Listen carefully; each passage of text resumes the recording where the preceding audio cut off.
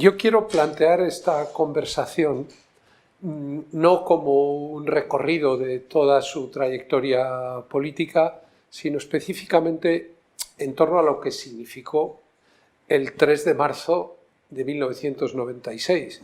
Claro, las consecuencias, incluidas, claro, las consecuencias que trajo después.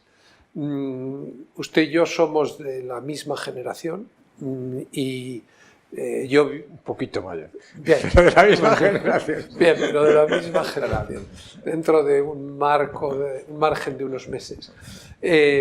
Y yo viví como director de periódico muy intensamente aquellos hechos de los que usted fue protagonista entonces.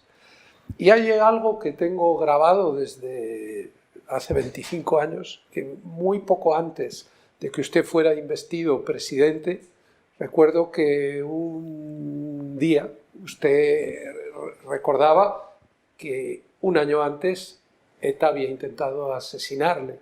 Y usted decía, hace un año ETA me intentó matar y ahora estoy a punto de llegar al poder. Y usted dijo lo que es otra forma de empezar a morir. Usted vivió la llegada al poder como el empezar a morir. No.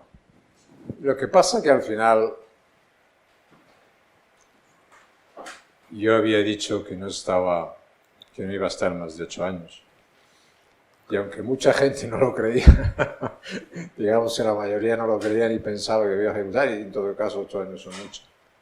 Pero para mí ya empezaba el primer día, antes de llegar, ya empezaba el tiempo de descuento casi.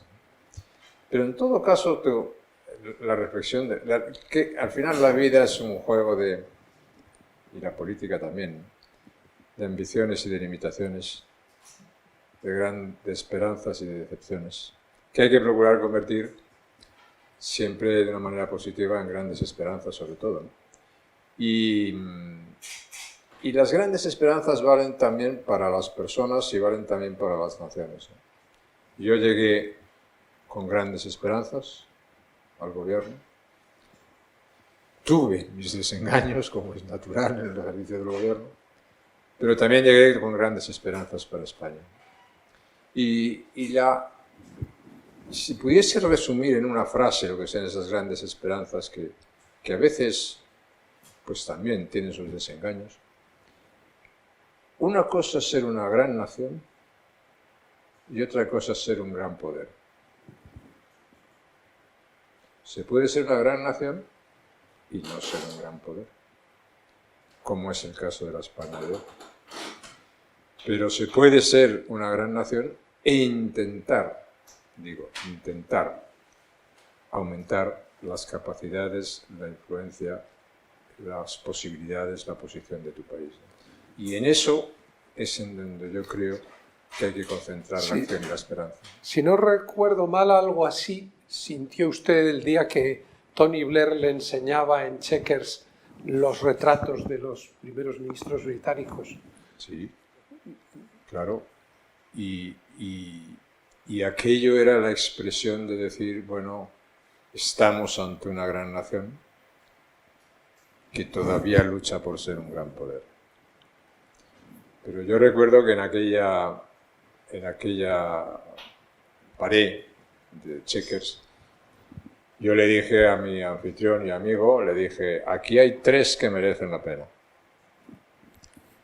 Y Churchill y quiénes eran. No, era Joy George, era Margaret Thatcher y era Winston Churchill. Y él me dijo, por favor, no lo digas, pero estoy de acuerdo contigo.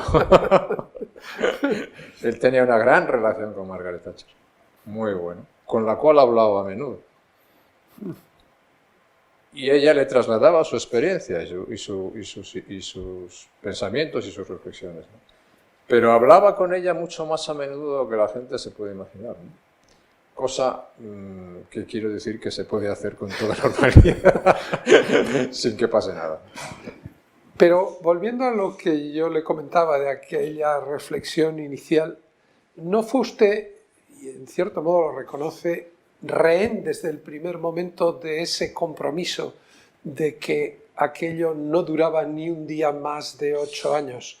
Digamos, y usted lo sabe perfectamente, que no hay jugada perfecta, ¿no? Ni en la política, ni en el periodismo, ni en el deporte, ¿no? No hay jugada perfecta. Pero tenía sus ventajas y sus inconvenientes. Una ventaja, evidentemente, era mi convicción. Y una convicción bien fundamentada. Yo creo que es tiempo suficiente. Creo que un país como España, que necesita más fortaleza institucional, más largo recorrido democrático, más largos ejercicios de paciencia política, en el buen sentido de la palabra, eso es necesario. Segundo, yo creo que se ha consolidado una cosa por vía de hecho, ¿no? Y es que en España es difícil, si eres elegido, no ser reelegido. Sí. Pero solo una vez. Es muy difícil durar más de 8 años. Pero... Tienen que estar en muy mala condición física y mental los adversarios para que eso se produzca, ¿no? Eso es así, ¿no? Tercero, tienes una gran ventaja si sabes las cosas que tienes que hacer, ¿no? Porque tienes las ideas claras y porque te concentras en ello. Y luego, un inconveniente, al contrario, hablamos de balances, pues es que tienes que someter las cosas a una aceleración muy grande. Entonces, a un proceso de cambio muy fuerte, si es que lo quieres hacer, y a veces, yo digo, uy, estoy pidiéndole a la gente un esfuerzo de asimilación de las cosas que no estoy seguro que se pueda producir, ¿no? o que lo vayan a hacer, ¿no? O que lo quieran realmente. Entonces, todo eso tiene sus ventajas y sus inconvenientes, pero en líneas generales, yo creo que eso para España pues, ha sido bueno. Ahora, mira, ¿rende eso? No. Consciente de que, digamos, en el juego de las ambiciones y de las posibilidades, pues yo sigo siendo muy ambicioso, era muy ambicioso, pero había también. Sí, pero usted deja el poder a los 52, con 51 años. Y luego ha reconocido que ni un solo día le han dejado de proponer el retorno a la política activa. Fíjese Trump, que acaba de salir y ya está hablando del año 2024. Es como si usted hubiera decidido, en lo que a la política se refiere, convertirse en un muerto en vida a los 51. No, porque la vida es también recrearse, reinventarse. Digo, en cuanto a la política se refiere. No, pero no. Tampoco te conviertes en un muerto viviente, ¿no? Te conviertes en otra especie, ¿no? En un ser más pendiente de la reflexión, más pendiente de la historia, más pendiente de las lecciones históricas, más pendiente de los balances, menos pendiente de lo que es la primera línea, ¿no? O el combate político cotidiano. Y si eso lo consigues, digamos que hay una pregunta clave, si me permite Pedro, que puede sonar una pregunta muy fácil. Yo la hacía hace años, ¿no? Cuando en las universidades, ¿no? Y decía, la pregunta más difícil que tiene que contestar un antiguo dirigente político, que está en el gobierno, que ha sido primer ministro, presidente del gobierno, es, ¿hay vida después del poder? Y no es fácil esa pregunta. Es muy difícil. Yo puedo decir sí, hay vida. Pero otra cosa distinta es que haya un corte radical. No puedes olvidar lo que ha sido tu vida, lo que has sentido, lo que has vivido, lo que piensas, lo que quieres y lo que ambicionas para las cosas y para tu país. Ahora, tú no puedes servir de otra manera. Y por lo tanto, el recrearse, el reinventarse, es una parte interesante de las formas que tiene para mantener grandes esperanzas, buenas esperanzas y seguir vivo.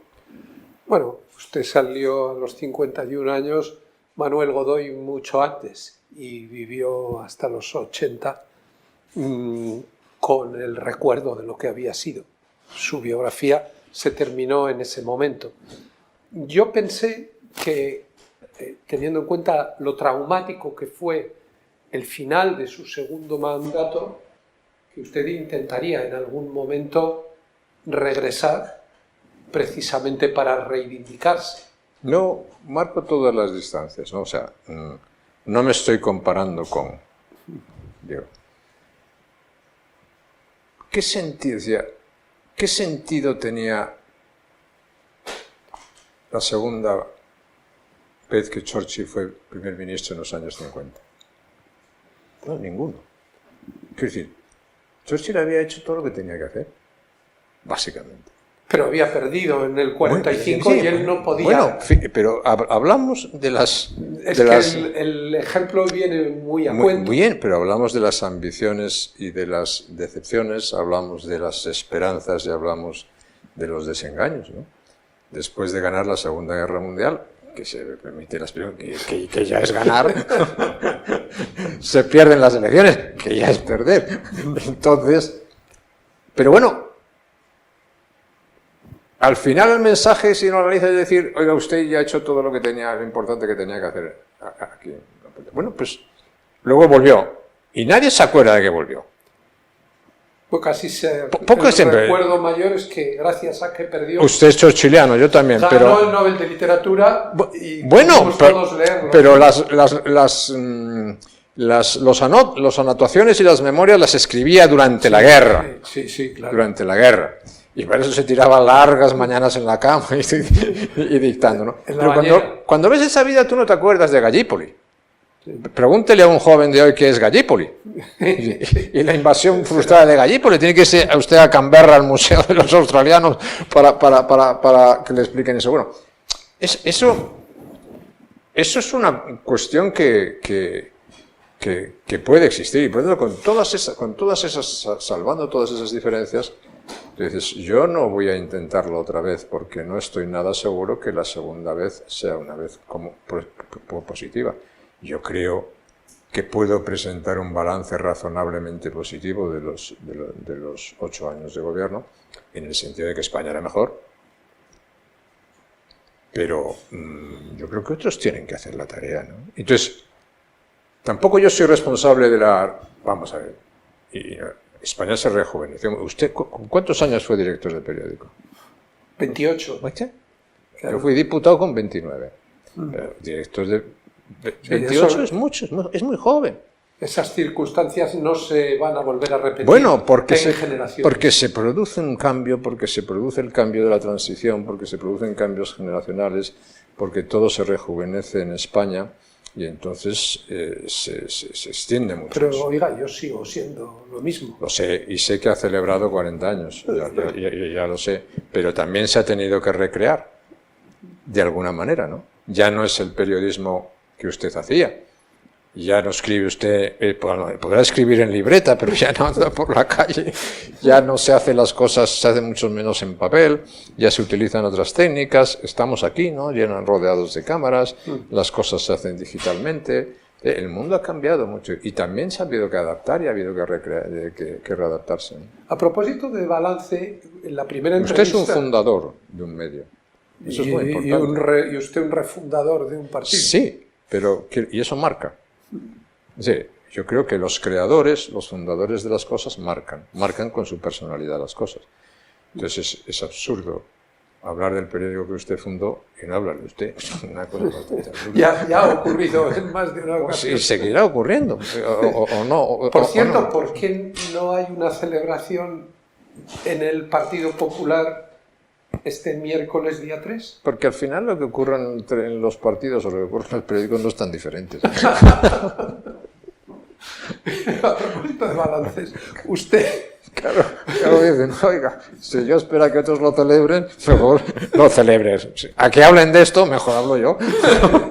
Sí, eso es lo que decía Churchill. Sí, claro, mejor la historia la cuento yo. Me hará justicia porque la escribiré yo. Pues eso, espero que me haga algo de justicia. Usted me dijo en la primera entrevista que yo le hice en la Moncloa que le gustaría ser recordado por dos cosas. Bueno, por su empeño en mejorar el país, por su integridad, por su honestidad y, en segundo lugar, como un presidente que supo escuchar. yo tengo la sensación de que usted escuchaba mucho mejor en su primera legislatura que en su segunda legislatura. Y yo no sé si eso posiblemente tenía que ver con el hecho de que usted ya era rehén de ese compromiso, y en la segunda legislatura usted estaba ya mentalmente en la segunda parte, en el principio del final, ¿no? No. Es verdad que la aspiración de ser reconocido como un buen español la sigo teniendo y me la quiero seguir ganando todos los días. Es verdad que a la de buen español se le puede añadir un español, si se quiere, un español agradecido. Como se ponía para algunos célebres personajes en las placas antes, el pueblo español agradecido, ¿no? Yo estoy agradecido a los españoles. ¿Y usted siente que los españoles están agradecidos a usted? Yo estoy agradecido. Y sé que... Pero yo siempre he dicho, Aznar es un presidente más respetado que querido. Sí, es posible, pero yo creo que... Yo he sentido mucho el respeto y la estima de las personas, ¿no? Y mucho la cercanía de las personas. Me siento una persona... Usted sabe, es decir, las personas que no vamos dejando indiferentes por el camino, a veces tropezamos con gente que te aprecia mucho y otras que te aprecian menos. Pero yo creo que los primeros, los que aprecian mucho, son más que los segundos. Y en todo caso, para mí es igual, yo estoy agradecido a los primeros y a los segundos, porque tuve la posibilidad de hacer lo que me gustaba, tuve la posibilidad de hacer lo que quería, tuve la posibilidad de gobernar el país. No tengo ningún derecho de queja. Sí. ¿Ha pasado usted en decepciones? Sí. ¿Ha pasado malos momentos? Sí. ¿Momentos duros? Sí. Lo que usted quiera. Sí, pero ya sabía que eso se iba a producir. No sé cuáles, pero sí sabía. Es absurdo pensar que uno va a llegar al gobierno y todo va a ser un fácil y un camino de rosas, ¿no? Ahora me dices, bueno, pues yo soy un español agradecido porque creo, por muchas circunstancias, que las cosas en la vida me han sonreído. Y yo, de alguna manera, quiero mantener esas grandes esperanzas, que consiste como las esperanzas de los liberales, ¿no? Oiga, intentemos mejorar las cosas, ¿no? Sí. Que no es poco tema. Pero lo de lo segundo, lo de escuchar... una cosa es escuchar y otra cosa es estar de acuerdo. Por ejemplo, usted escribió un artículo, que yo recuerdo, que se llamaba Una disolución de libro, en la primera legislatura. Y usted era uno de los muchísimos, incluido todos los miembros del gobierno de entonces, que me animaban a que disolviese las cámaras después de haber ingresado en el euro. Y yo me alegro mucho de no haberle hecho caso ni a usted ni a ninguno de los demás. Entonces es una cosa, escuché, pero una cosa es escuchar y otra cosa es hacer caso. Pero en la segunda legislatura... En la segunda escuché muchísimo.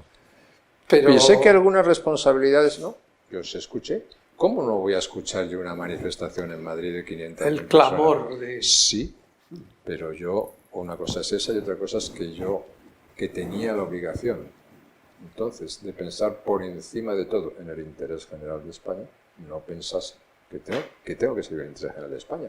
Y esa es la tarea fundamental del gobernante, porque hay cosas que no se preguntan. Con toda la verdad, tú puedes escuchar sentimientos, pero hay cosas que no se preguntan.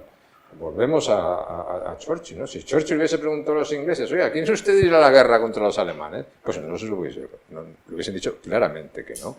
Nadie quiere ir a la guerra, salvo que los líderes agresivos. Nadie quiere hacer eso. Por lo tanto, esa es la responsabilidad del gobernante. En España tuvimos otro ejemplo, que es el referéndum sobre la OTAN. El referéndum sobre la OTAN es un disparate. Oiga, esas cosas las tienes que decidir los gobiernos. Usted puede escuchar todo lo que usted quiera, ¿no? Entonces, son las cosas, los límites en los que tiene que hacer el gobernante. Y luego está la última parte, que no tiene que ver con lo otro, porque yo no me he sentido, en ese caso, ni rehén ni prisionero de ningún compromiso, y estoy muy orgulloso de haberlo cumplido. Y sí que es verdad, y por eso es bueno irse, que en el ejercicio del gobierno, siendo la paciencia una virtud muy importante a tener en cuenta para los gobernantes, se va perdiendo. Pero claro, yo también me refería al componente subjetivo y a veces yo me he preguntado si eso no influyó también en usted, de que como usted se marchaba, ya estaba pensando en su lugar en la historia y en... Yo no me creo un personaje. Usted mismo acaba de comentar que estaba sometiendo a la sociedad española a una aceleración. Sin duda. A la ansia de querer hacerlo todo muy rápido. No, pero una aceleración en términos políticos positiva. Había que aprovechar esas circunstancias y luego, si es posible, que eso continuara, ¿no? Pero no desde el punto de vista en absoluto de lo que significa esa ansiedad o no. Habíamos venido para cambiar las cosas, no habíamos venido para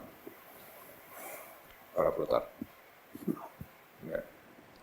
¿Sabe usted qué dicen algunos? ¿Y usted cree que los dirigentes de Francia o Alemania en ese momento eligieron flotar? Yo creo que había que era un momento en el... Vamos a ver, yo creo que hay... Los clásicos dicen hay 4 tipos de liderazgos, ¿no?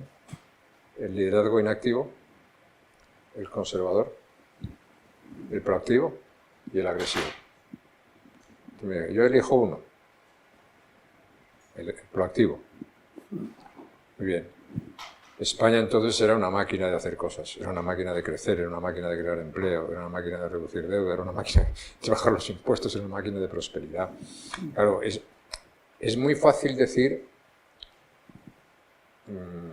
se creó mucho empleo, se creó mucha prosperidad, sí, pero impresionan las cosas cuando las ves, ¿no? En España lo que se produjo en aquellos años, Pedro, si me permite, una cosa que se produjo una auténtica revolución social. O sea, el empleo, lo que pasó con el empleo en España en esos años fue una revolución social. O sea, un país que tenía en el año 76 trabajando a 12.400.000 personas. Y en el año 96 trabajaban 12.400.000 personas. Y 8 años después trabajaban 17.400.000 personas. Es decir, casi el 50% de toda la fuerza de trabajo se concentra ahí. El 60% de las mujeres que trabajaban encuentran su puesto de trabajo ahí.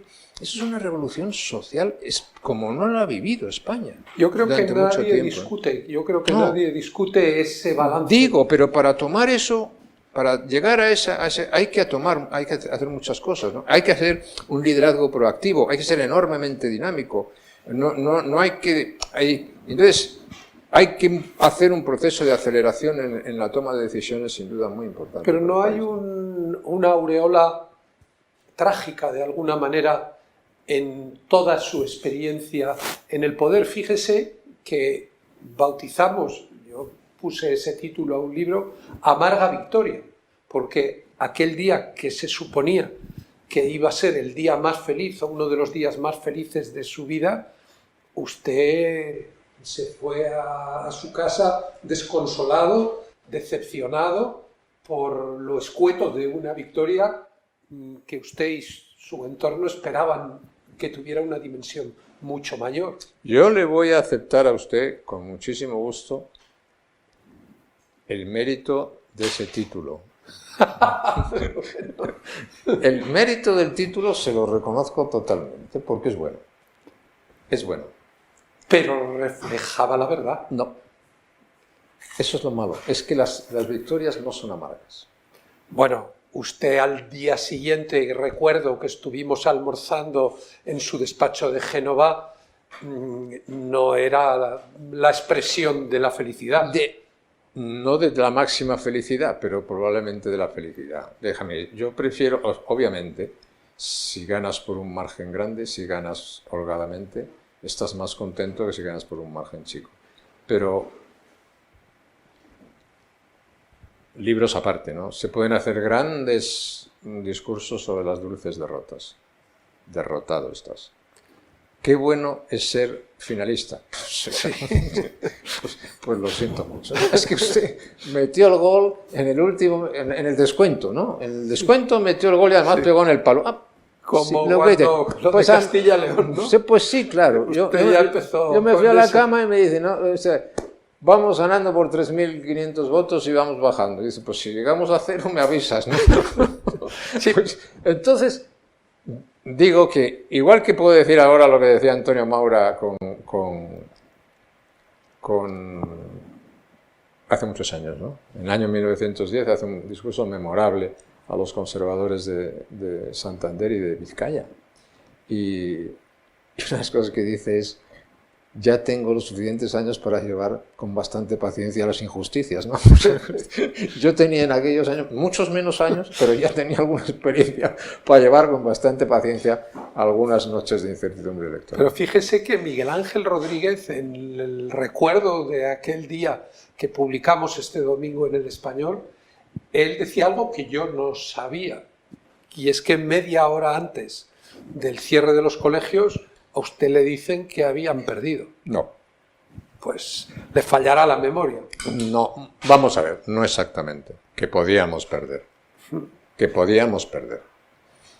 Pero... Pues claro, con 10 puntos Y yo de dije margen que no. en los sondeos. No, yo estaba convencido de que se ganaba. No tenía la menor duda. Lo que pasa es que en esas cosas pasa así, y usted lo sabe, y es la naturaleza humana y la condición humana.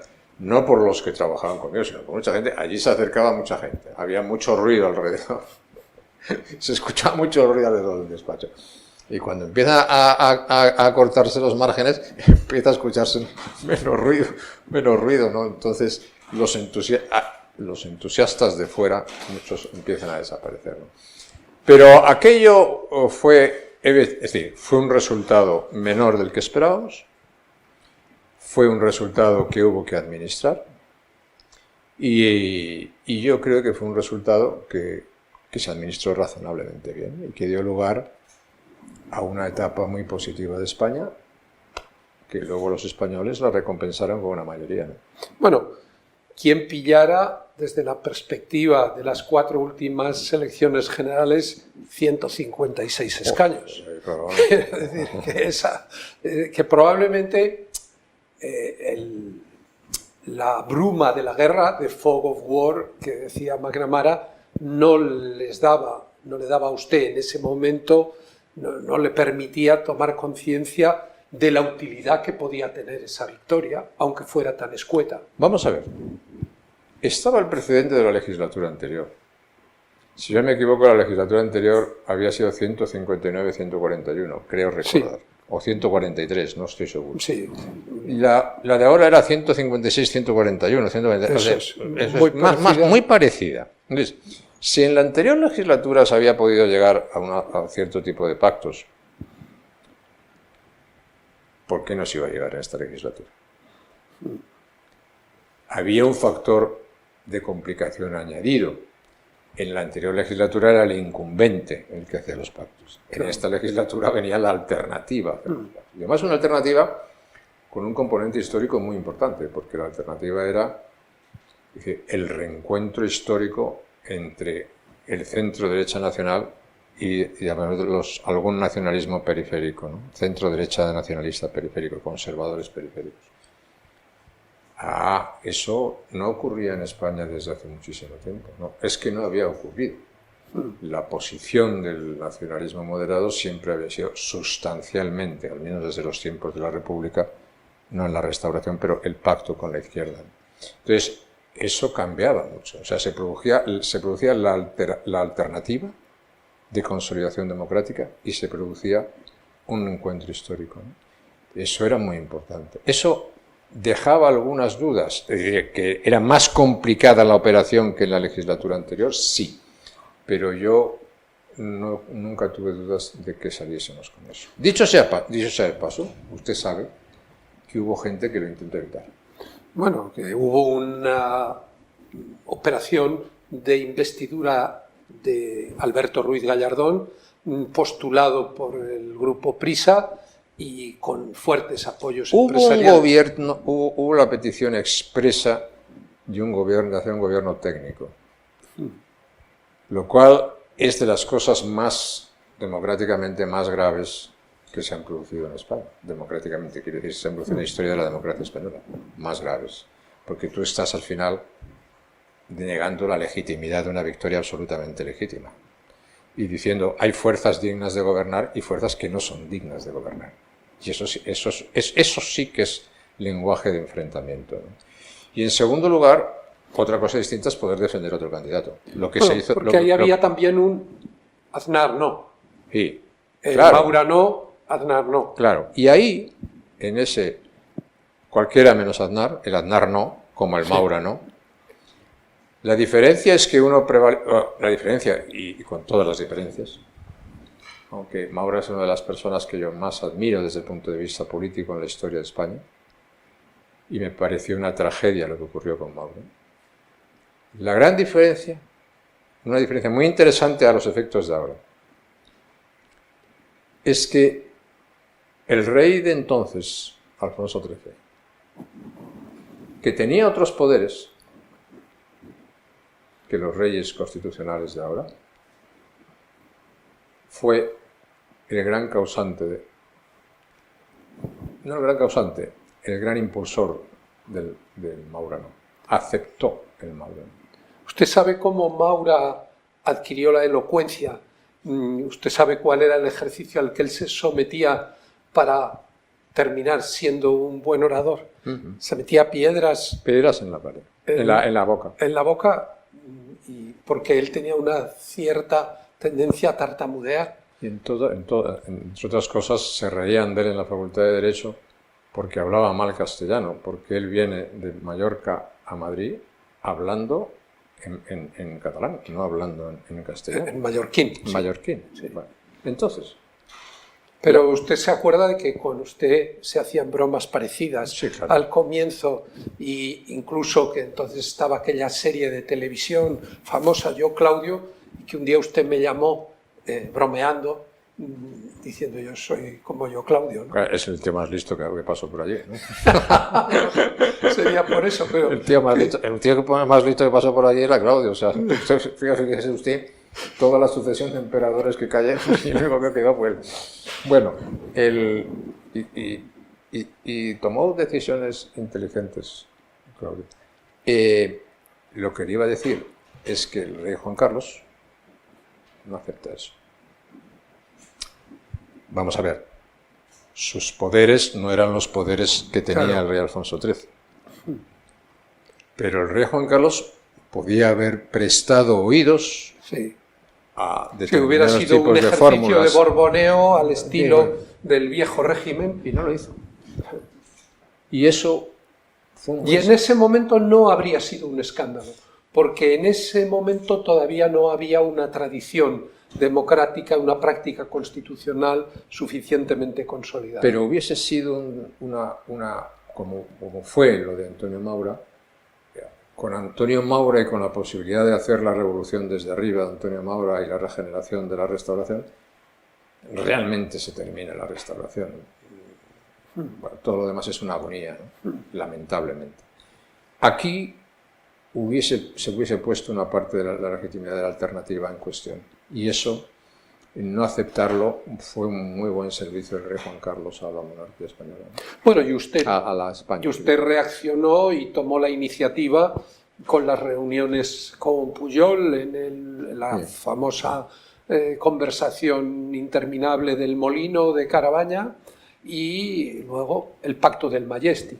Es verdad que usted sigue defendiendo el Pacto del Majestic y yo lo entiendo porque en ese momento dio frutos de cara a la investidura y dio frutos políticos. Sin embargo, hay un relato que establece en el Pacto del Majestic el itinerario de las concesiones, tanto desde el punto de vista de competencias, desde el punto de vista de transferencias, la destitución, la caída de Vidal Quadras como líder del PP catalán, que no se recurrió la ley de inmersión lingüística en un momento en que el gobierno podía haberlo hecho, Claro, supongo que a usted le parecerá injusto que le coloquen en el inicio de un proceso que está desembocando en lo que estamos viendo todos los días. No. Vamos, sí. No, creo que no tiene nada que ver. Lo que le quiero decir es que... Vamos a ver. Yo creo que si usted hace un juicio positivo de la primera legislatura, no puede hacer un juicio negativo del Pacto del Majestic. Es incompatible. Ahora voy a explicar por qué. Y segundo, si los españoles nos dan mayoría absoluta en el año 2000, es porque el Pacto del Majestic consideran que funcionó correctamente para toda España. Es decir, no había en el año 2000 menos España, había más. No había más nación, no había menos nación, había más. No había menos Estado, había más. No había menos presencia internacional, había más. No había menos prosperidad, había más. Entonces, el Pacto del Majestic es que no es un pacto para una comunidad, es un pacto para toda España. ¿Qué tiene el Pacto del Majestic? El Pacto del Majestic se pacta qué vamos a hacer con la economía española, reformas estructurales, intentar llegar al euro, etcétera, etcétera. Todo eso es para todos. Se pacta un sistema de financiación autonómica para todo el mundo. Se aplica un sistema de financiación de sanidad para todo el mundo. Se suprime el servicio militar obligatorio para todo el mundo. En contra de su voluntad. No. Hombre, no. Yo me acuerdo de alguna conversación con superando mis dudas. Bueno, Dígame, superando mis dudas. Buen eufemismo. Superando mis dudas. Todo eso es para toda España. Usted era partidario de reducirlo a los 6 meses, como había dicho Chirac. Eso es imposible. Los 3 meses que algunos me proponían a mí me parecía ridículo. Y al final te das cuenta de una cosa bien sencilla, que había un ejército que funcionaba y un ejército que no funcionaba. Y segundo, al ejército que no funcionaba, que era de los conscriptos, había muchísima gente de muchísimas regiones de España que no iba, porque la explosión de la objeción de conciencia hizo que no fuese casi nadie allí. Entonces no tenía ningún sentido. Mejor había que hacer lo otro. Y segundo, las grandes empresas militares españolas siempre han sido con ejército profesional, dicho sea de paso. Aquí mucha gente se olvida de eso, siempre ha sido con ejército profesional. Las grandes y los grandes momentos de España, incluso se puede decir que grandes momentos de la historia española, como la Reconquista o como el descubrimiento de América, fueron empresas privadas, por decirlo de esa manera, ¿no? Bueno, dicho eso, solamente hay 2 cosas en ese pacto que afectan directamente a Cataluña. Una cosa es de formación profesional, de políticas activas de empleo, una. El tráfico. Y la otra es la comisión para estudiar si se pasan las comisiones de tráfico. Muy bien. Eso es lo que dice el Pacto del Majestic. 400.000 millones en inversiones. Ahí se equivoca usted. No. Y le voy a decir ahora por qué. La ley orgánica de transferencia de las competencias de tráfico, que tiene su sentido porque la tenía el País Vasco, esa se produce en diciembre del 96. Congreso de los Diputados, ley orgánica. Diputados presentes 301. Votos a favor 300. Abstención 1. No me siento mal acompañado en ese tipo de cosas.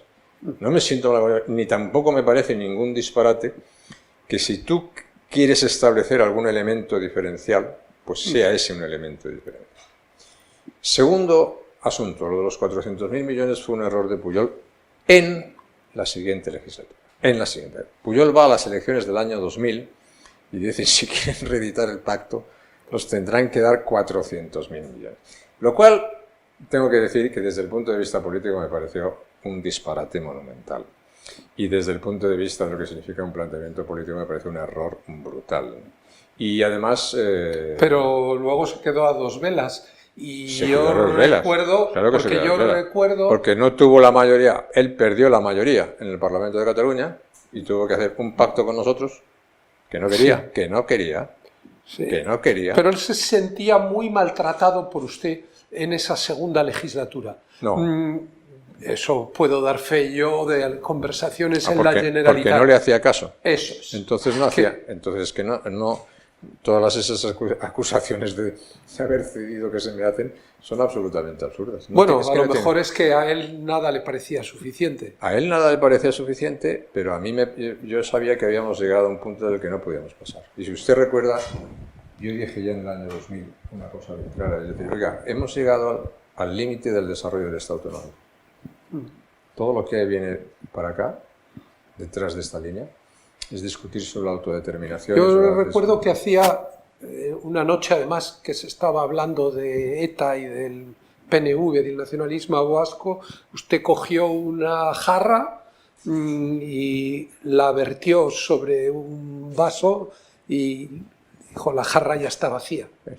Ya no hay nada más. Ya está. Que... Claro. ¿Y qué pasamos de eso? ¿Pasamos a discutir sobre la autodeterminación? No sé, no sé. ¿Y Pujol qué es lo que quería?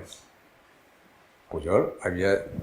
¿Por qué le invito yo a Pujol a ser miembro a Convergencia a ser miembro del gobierno con mayoría absoluta? Justamente para evitar lo que luego pasó, intentar evitarlo.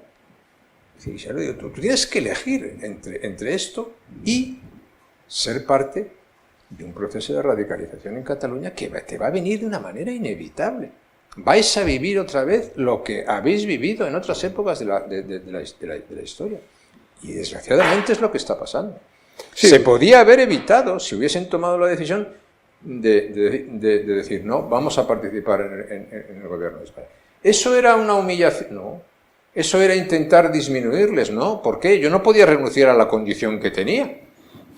Estaba ofreciendo estaba intentando decir desde un sentido del Estado, desde un sentido histórico, facilitando una operación. Pero tanto Roca como Durán Lleida, bueno, Durán Lleida fue con posterioridad, pero en su etapa Roca estaba deseando haber entrado en el gobierno. Sí, pero Roca no se atrevía a eso si Pujol no daba el visto. Claro. El que tomaba las decisiones era Pujol, no era Roca. Claro.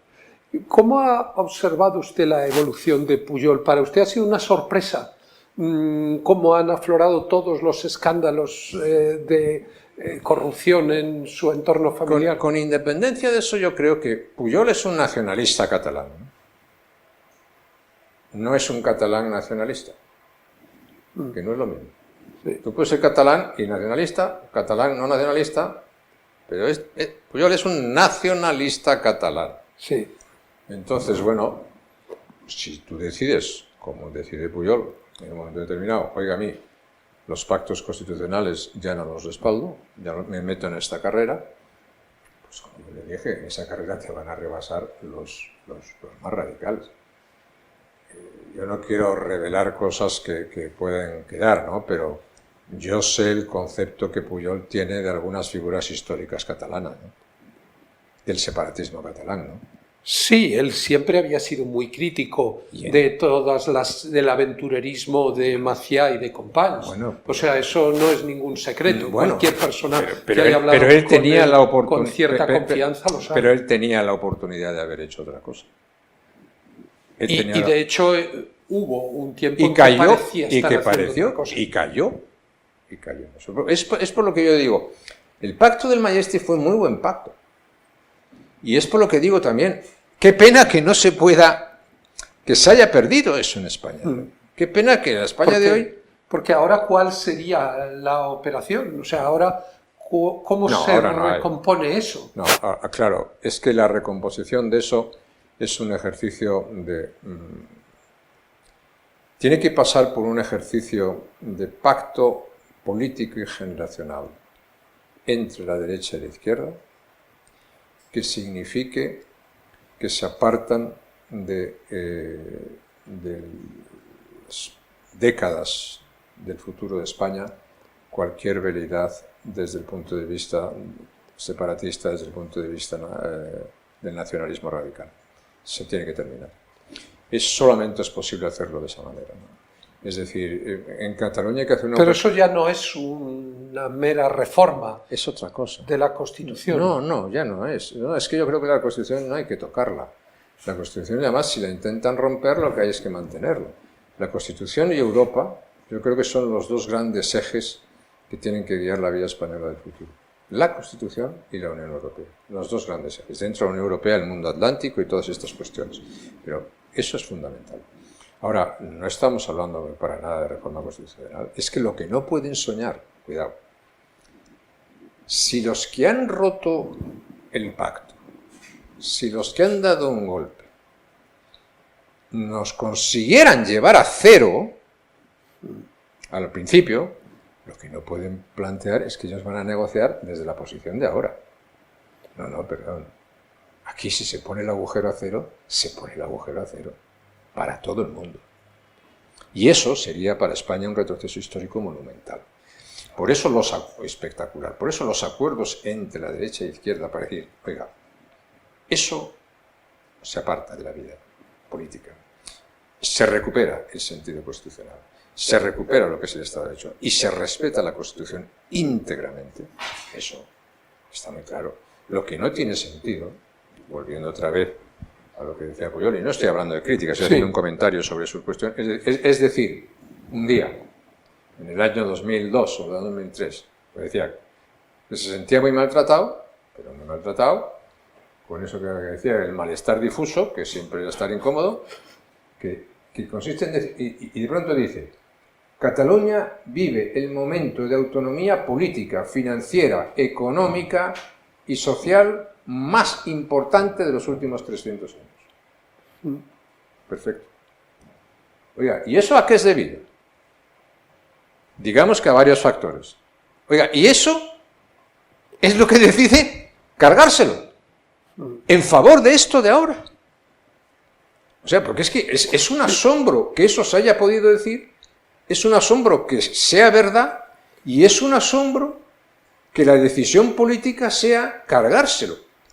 Y es que asombra que todavía haya gente que no vea el colapso político, económico catalán. Hacia adelante personal, precisamente condicionada Yo no sé. por la corrupción, todo lo que pasaba en su familia, por las investigaciones que él debía percibir. Pues estaba, si eso es así, que yo no lo sé.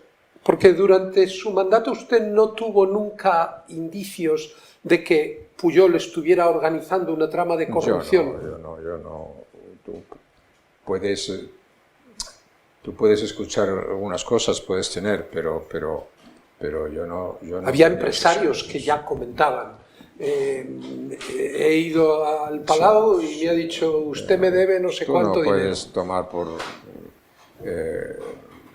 esto o lo demás allá. Yo creo que ahí cada uno tiene que ser responsable de lo que hace o no. Pero yo no entro en esas cosas. Desde el punto de vista político es lo que juzgo, ¿no? O bueno, lo que juzgo, lo que interpreto, ¿no? Y lo que digo, ¿no? Entonces es que no tiene sentido.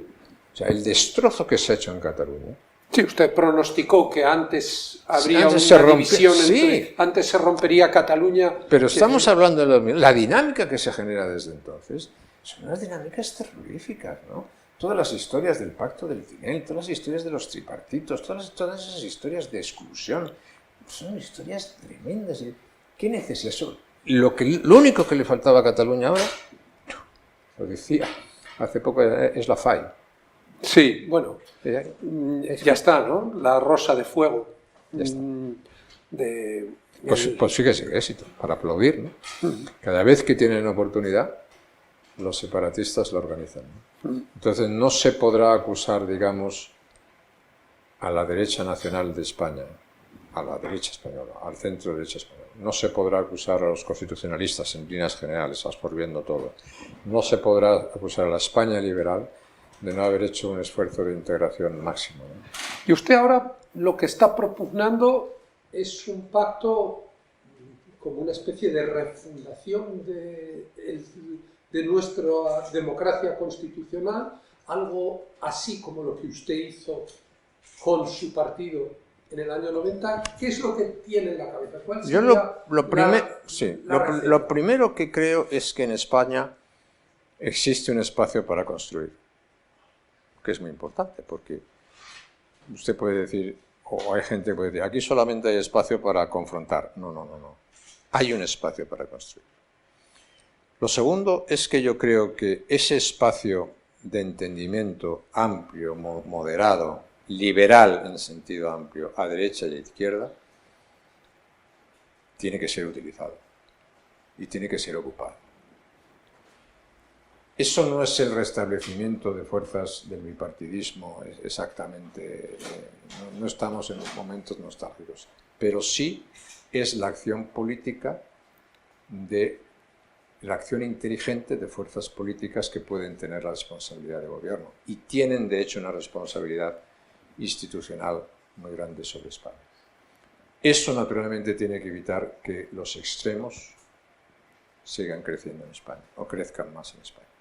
Eso es muy importante. Y eso para la estabilidad, eso es lo que yo pienso. Y entonces, ¿en qué se debería fomentar? ¿En qué se debería, en mi opinión, qué pilares debían recuperarse? Teniendo como puntos de referencia el mantenimiento constitucional y la convergencia en la Unión Europea, tenemos que fortalecer la nación española, que está débil. Tenemos que fortalecer un Estado deshilachado. Tenemos que estabilizar la economía. Tenemos que reformarla y tenemos que relanzarla. Y tenemos que repensar y recolocar otra vez España internacionalmente.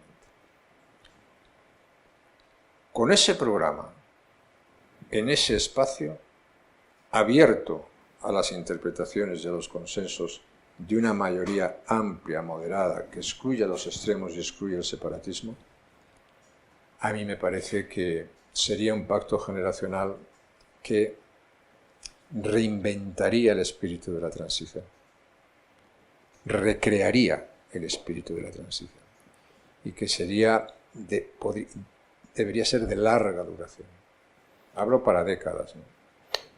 Ahora, eso es lo que yo ¿Tenemos creo. a las personas capaces de hacerlo? A Sánchez supongo que usted le conoce poco, ¿no? Pero a Casado lo ha tenido muchos años, o unos cuantos, a muy pocos metros de distancia.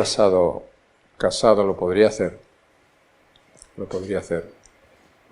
Y espero que tenga la oportunidad de hacerlo. Espero que tenga la oportunidad de hacerlo. Necesita tiempo. Y la vida también es un ejercicio de alguna paciencia. Y necesita tiempo y también estrategias claras, ¿no? y no variables, ¿no? Yo últimamente pienso otra vez mucho en el chiste del caballo. ¿Se acuerda del chiste del caballo? Que siempre era que alguien compraba un caballo y que decía que tenía grandes aptitudes el caballo, que saltaba muy bien, que resistía mucho, pero una vez que compró el caballo empezó a decir que era una calamidad, que era una catástrofe, y un amigo le dijo: oye, deja de hablar mal del caballo porque si no, a ver cómo lo vendes. Eso era la derecha española en su etapa. La derecha española siempre habla mal del caballo. Sí. Usted era el caballo y ahora el caballo es Casado, ¿no? Sí. Pero la respuesta la tiene. Yo sé que ahora los toros no están de moda, ¿no? Pero cuando tú sales a la plaza y los subalternos se quitan del medio y tú tienes que lidiar, amigo, esa es tu responsabilidad. Puedes lidiarlo bien, puedes lidiarlo mal. Pero ya ahí se requieren las condiciones esenciales del liderazgo, ¿no? Sabe, usted que le gusta mucho, y yo lo sé, la historia clásica, y que es un buen lector de Mommsen, ¿no? ¿Mommsen decía? Mommsen, sí. Mommsen El autor de la historia de Roma. Que Pompeyo tenía alma de ser un perfecto subalterno. ¿Por qué? Porque tenía incertidumbre en los fines, indecisión en los medios y estrechez de miras. Entonces, mire usted ahora, dele la vuelta. ¿Cómo podría definir Mommsen las virtudes del liderazgo? Claro. Certidumbre en los fines, decisión en los medios y amplitud de miras. Eso hace falta en la política española. Hay demasiada poca cosa y falta las cosas importantes. Pero usted ve a Casado más cerca de Pompeyo que de César. Las condiciones del liderazgo son las que Yo digo, la expresión de la ganancia del liderazgo solamente le corresponde al que lo ejercita. Las condiciones existen. La materialización ya es una cosa que de mí no depende. ¿Usted le aconsejó o usted opinó que debía votar no a la moción de censura de Vox? Yo creo... Yo di mi opinión. Sí. No, yo no aconsejé nada. Yo di mi opinión. Bueno, en votaría que no. En ese caso era coincidente, desde luego, también con la mía y con la de mucha gente. Es que no sé cómo se puede... Es decir, si lo que uno quiere... Vamos a ver. Yo no creo que... Si uno tiene la aspiración de aglutinar el espacio de centro-derecha, la pregunta es, ¿cómo lo puedo hacer? Entonces, hay una pregunta que dice, ¿yo puedo aglutinar el espacio del centro-derecha desde el extremo? Pues yo creo que no. Tú tienes que intentar aglutinar el centro-derecha desde el centro, esencialmente. Desde el centro-derecha, no desde los extremos. Desde la centralidad.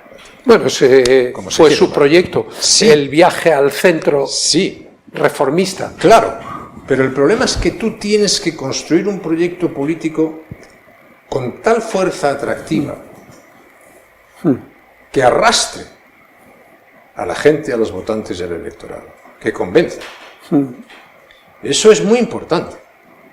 Entonces, no solamente es la cuestión de decir no, es que queremos llegar al gobierno. No, oiga, es que no es la cuestión es ¿para hacer qué? Entonces, lo que pasó entonces hace 25 años es que se sabía para qué. Luego me dices, te tienes que aceptar a la realidad y aceptarla, pero se sabía para qué. Hombre, entre otras cosas porque había un gobierno con responsabilidades tremendas. Yo no sé si la historia alternativa que hubiera sido de España, si esos cientos de miles de votos, ¿qué diferencia hubo? 200, 300.000 votos al final entre usted y González hubieran sido al revés. Votos es un mundo. Sí, pero ¿qué hubiera sido de España si González hubiera ganado por quinta vez? No me gusta la historia alternativa. Bueno, pero yo creo que hubiese habido una crisis muy profunda. O sea, España se había estancado de manera muy clara desde el punto de vista político, económico y social, y probablemente el centro derecho hubiese entrado en una crisis grande, y la izquierda también, ¿no? Una de las cosas que estamos viviendo ahora también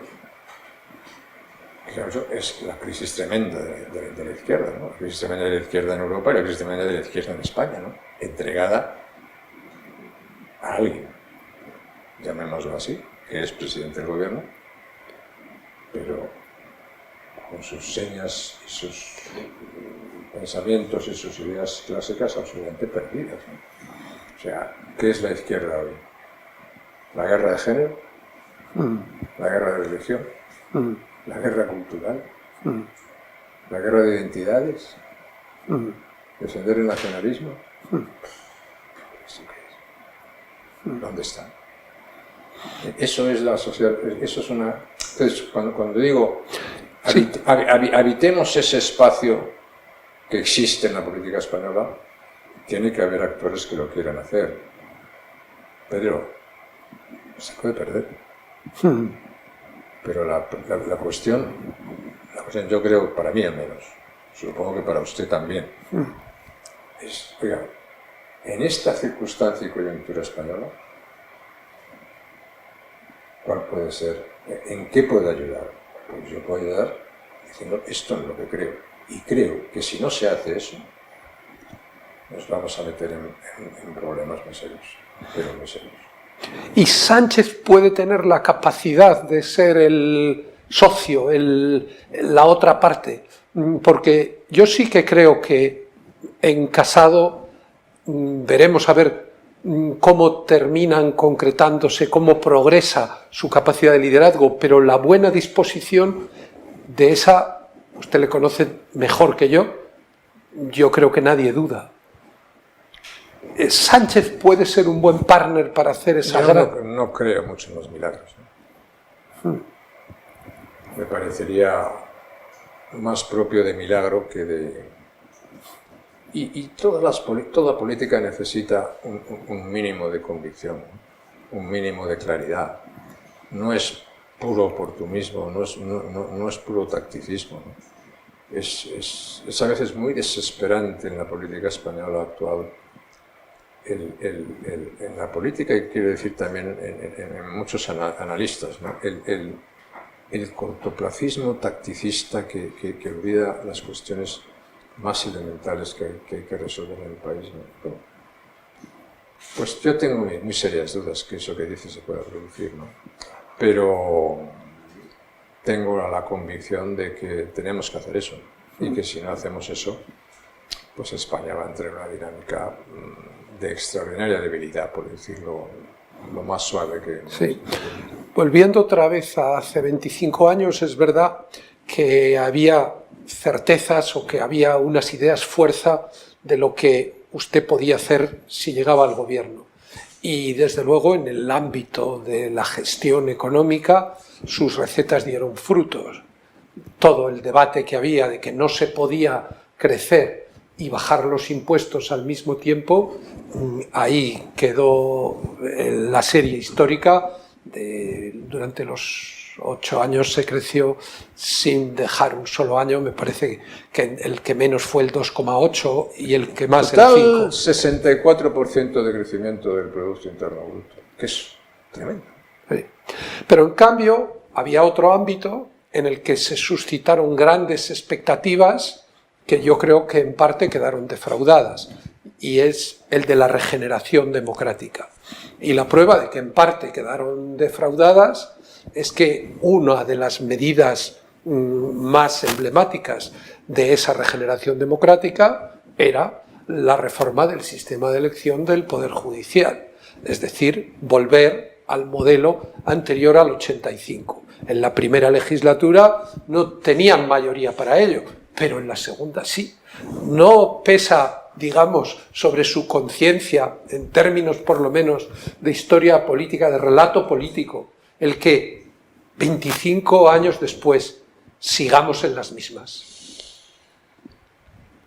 Y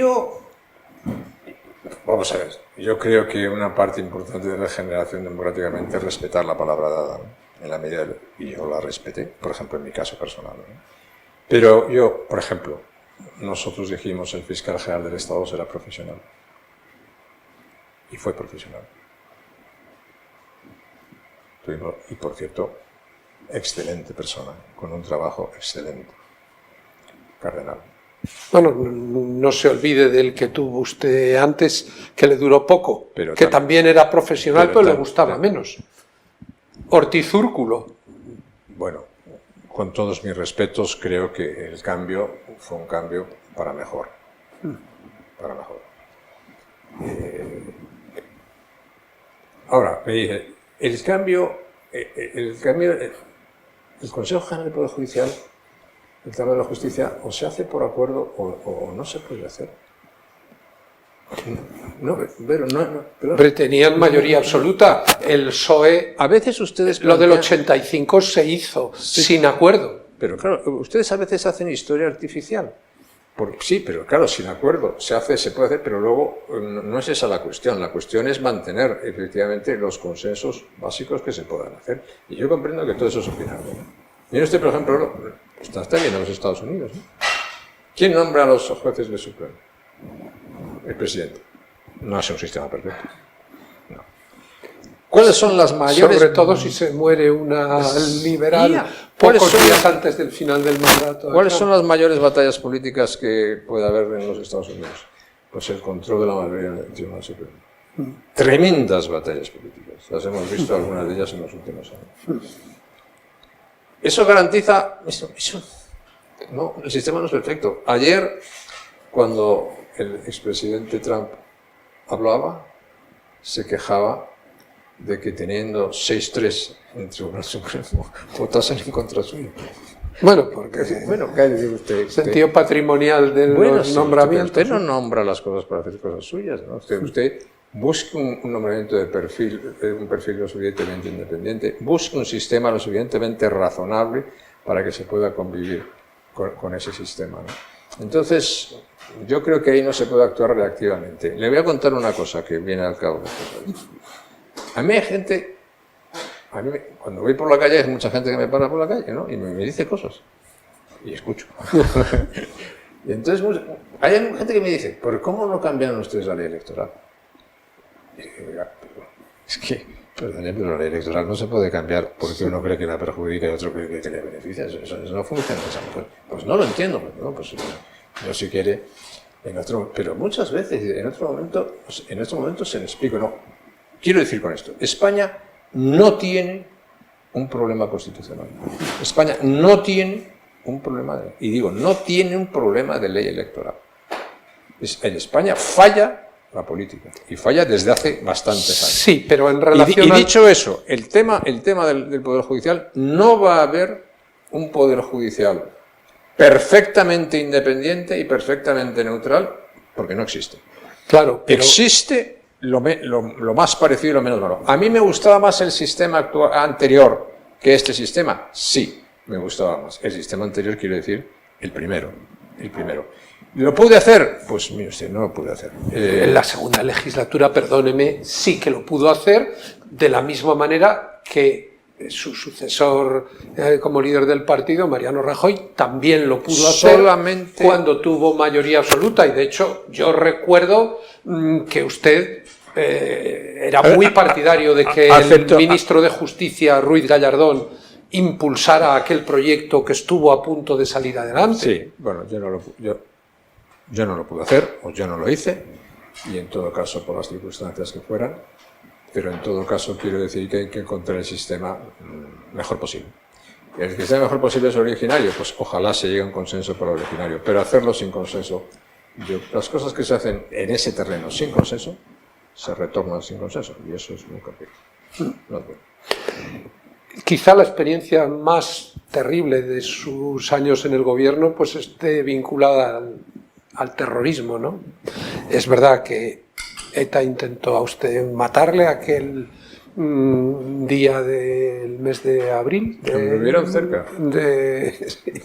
del año 95, y que luego hubo otros intentos, pero lo consiguieron con Gregorio Ordóñez, lo consiguieron con los Becerril, lo consiguieron con Miguel Ángel Blanco.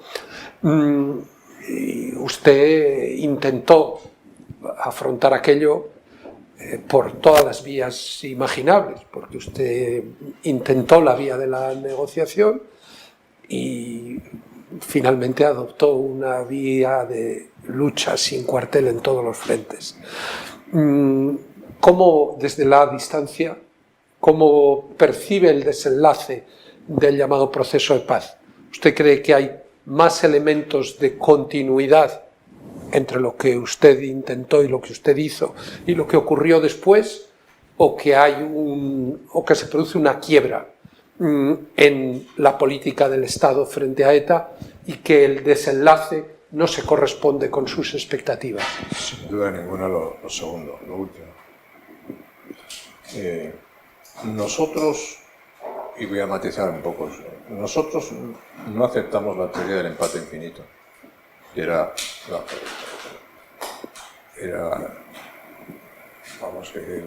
posición predominante en la España de entonces, el empate infinito, ¿no?, entre el Estado y ETA. No lo aceptamos. Segundo, nosotros dijimos, y usted lo recordará muy bien, vamos a ir contra ETA, pero solo con la ley, pero con toda la ley. Tercero, se tomaron medidas muy importantes desde el punto de vista de lo que significa la acción antiterrorista, desde el punto de vista y el incremento de la cooperación. Se tomaron acciones muy importantes legalmente, lo que significa la desaparición de la kale borroka, la equiparación del mundo nacionalista, es decir, Batasuna era lo mismo que ETA y todo eso se somete a una gran batalla. Y ETA fue derrotada, operativamente, judicialmente, económicamente, socialmente, internacionalmente. Fue derrotada. Digo, el año 2004 ETA está derrotada. Por el esfuerzo de muchos, derrotada.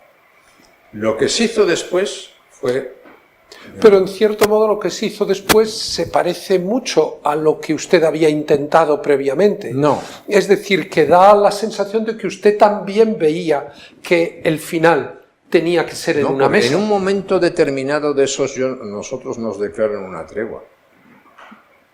Y nosotros intentamos saber si la tregua va en serio o va en broma. Hombre, pero usted mandó interlocutores de mucho rango. Sí. Usted mandó al número 2 del Ministerio del Interior, al director de su gabinete en la Moncloa. Pero les mandé a enterarse, no les mandé a negociar, les mandé a enterarse.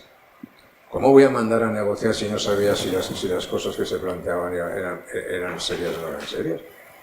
Esos señores volvieron y me dijeron, esto no es serio, nada más. Entonces, yo creo que el decir, todo esto es ETA, con una parte de ETA legal y otra parte de ETA ilegal, nunca se va a ganar a ETA. Eso está así. Y ETA estaba derrotada. Pero hasta el Tribunal Europeo de Estrasburgo, cuando aprueba la ilegalización de Batasuna, dice que en términos de terrorismo no hay que distinguir entre fines y medios. Oiga, los fines siguen siendo los mismos. Es que Bildu, es decir, una parte de ETA, es socio del gobierno. Entonces, eso puede ser consecuencias de muchas cosas. Pero hay una diferencia esencial y posiblemente a ETA se le obligó a dejar las armas. ETA no tuvo más remedio que dejar las armas porque es verdad que ETA había sido derrotada. Sí. Y el final de una guerra siempre es el momento en el que el derrotado entrega las armas, y eso ya se ha producido. Sí. Por lo tanto, lo que queda es un movimiento independentista equivalente al que hay en Cataluña. Que justifica el terrorismo, que justifica la acción terrorista y que no se priva de decir que a lo mejor un día es necesario volver a utilizar la acción terrorista. Y que desde luego no ha tomado ninguna decisión a la hora de condenar el terrorismo. Y segundo, que su líder es un antiguo conocido terrorista, que por cierto se pasea con otro conocido golpista dando mítines por Barcelona. Entonces, ¿esos son los socios del gobierno de España? Entonces, ¿por qué se hizo eso? Yo creo que eso fue un error tremendo, un error garrafal. Se está intentando ahora legitimar todo ese mundo etarra sobre la base de deslegitimar y de empequeñecer a la democracia española, a las víctimas y al Estado de Derecho. Y eso no puede ser. Esa historia de decir, aquí no pasa nada, después de esto fue una batalla, sí, vinieron unos, otros cayeron, otros... Eso no es así, ¿no? Eso no es así. La batalla que ganó la democracia española contra el terrorismo es una batalla que no la podemos perder. Y para mí los fines de los terroristas son tan peligrosos y tan condenables desde ese punto de vista como los medios que utilizan.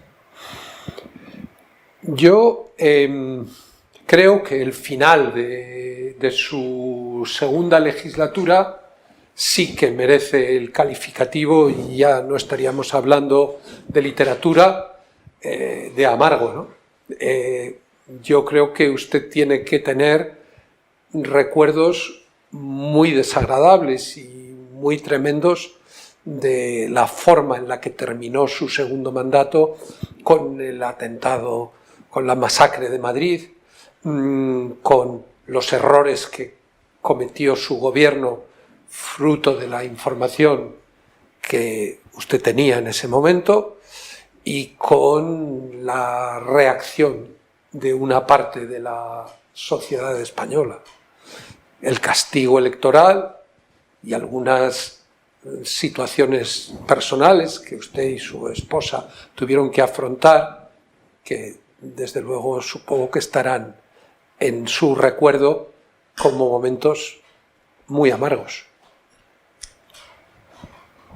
Ahora solamente recuerdas balance y quitas muchas cosas de esos recuerdos, ¿no? Pero sí importantes, sí me importan desde el punto de vista que pueden significar las lecciones, ¿no?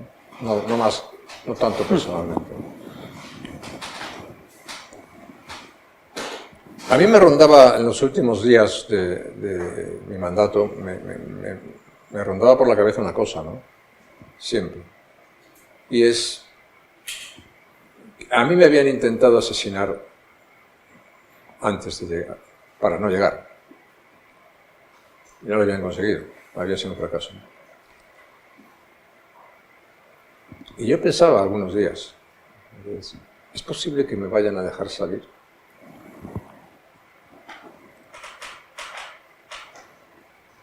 Sin que pase nada.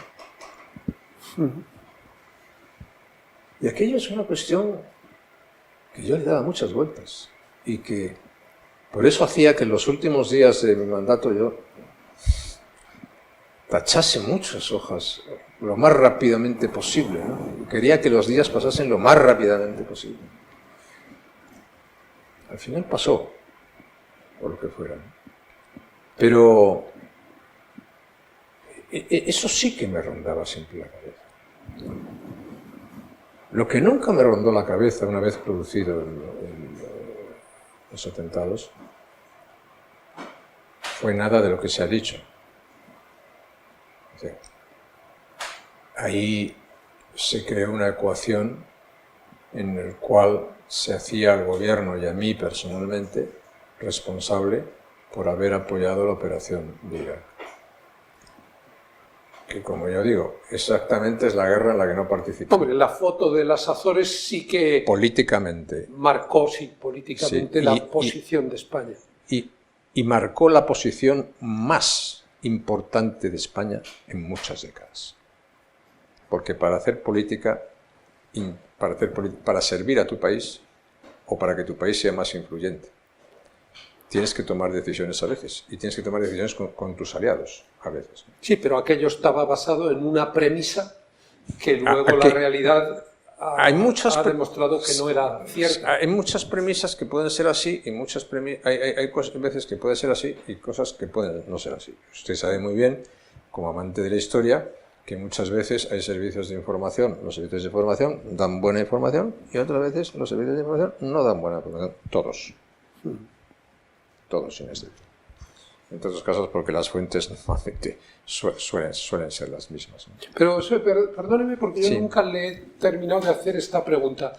Si usted hubiera tenido en ese momento la información correcta, es decir, si usted hubiera sabido que Saddam Hussein no tenía armas de destrucción masiva, ¿usted habría estado en la foto de las Azores? Sí, pero es que yo eso no es por eso le pregunto, sí. Eso es historia alternativa.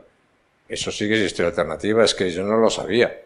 Entonces, ¿por qué me...? Bueno, lo que le quiero decir es porque usted luego ha justificado a veces también la guerra en el derrocamiento de un tirano. Es decir, que evidentemente ocurrió así y que evidentemente... No, lo que yo mantengo es lo siguiente, oiga. Usted puede considerar que está muy bien derrocar a Milosevic. Y si está muy bien derrocar a Milosevic, ¿por qué no está bien derrocar a Saddam Hussein? Y bueno, perdone. O a Fidel Castro. No, perdón. O a Gaddafi. O a Gaddafi. O a Gaddafi, claro. Pero ¿por qué se justifica la liquidación de Gaddafi? ¿Por qué se justifica y por qué se critica la otra? Porque alguien lo basó en una información que compartía todo el mundo. Y que, por cierto, una cosa que... Bueno, y en el mandato internacional, ¿no? No, pero el mandato internacional es muy claro. El mandato internacional existía. La coalición internacional que se formó entonces era muy superior a la coalición de la Segunda Guerra Mundial y muy superior a la coalición de la Primera Guerra del Golfo. De la ONU no pero autorizó usted la que invasión. conoce la política americana sabe que hay una política que viene desde Clinton en relación con Irak, que el que la ejecuta es el presidente Bush. Pero que hay una resolución de cambio de régimen aprobada por el Congreso de los Estados Unidos por mayoría bipartidista, republicana y demócrata. Y que esa es la política oficial de los Estados Unidos. Clinton la aplica limitadamente y otro la aplica totalmente. Pero para mí el punto fundamental es decir, ¿qué tiene que hacer un gobernante? Yo creo que un gobernante tiene dos obligaciones fundamentales. Pedro, una, mejorar la condición de sus compatriotas y segundo, hacer a tu país lo más influyente que puedas en el mundo.